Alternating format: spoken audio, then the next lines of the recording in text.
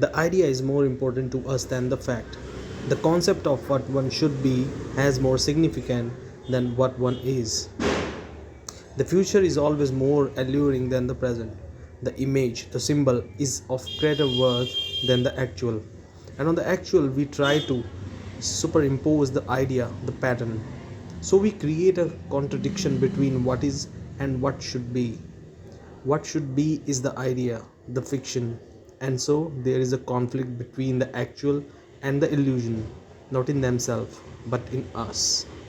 We like the illusion better than the actual. The idea is more appealing, more satisfying, and so we cling to it. Thus, the illusion becomes the real and the actual becomes the false. And in this conflict between the so called real and so called false, we are caught.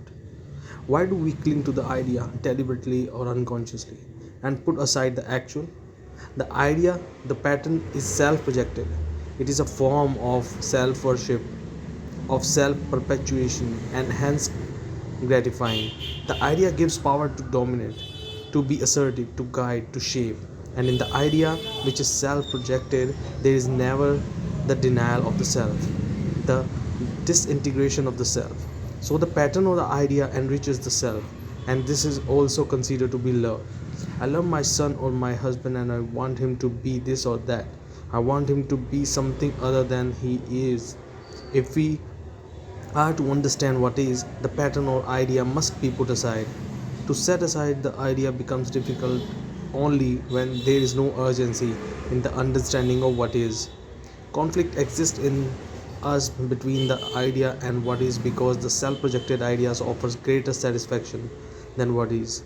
It is only when what is the actual has to be faced that the pattern is broken. So it is not a matter of how to be free from the idea but to how to face the actual.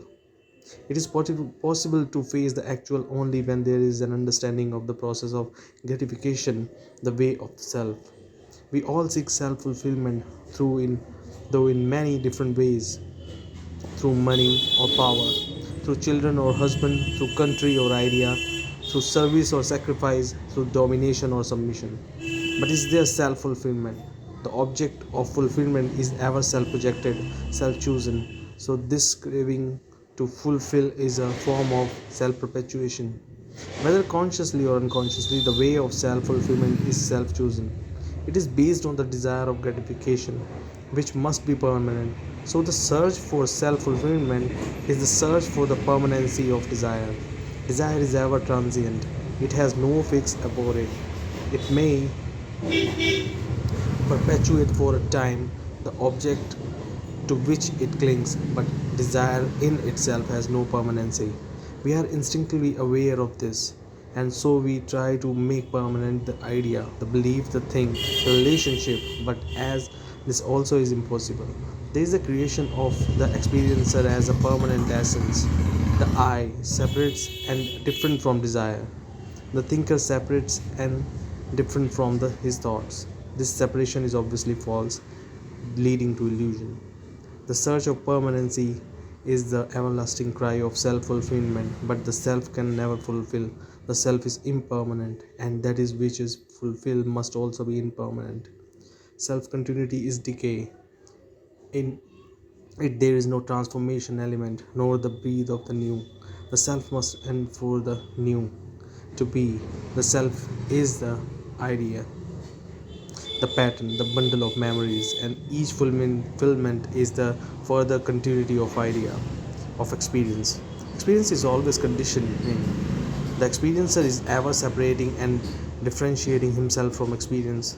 So there must be a freedom from experience, from the desire to experience. Fulfillment is the way of covering up inward poverty, emptiness, and in the fulfillment there is no sorrow and pain.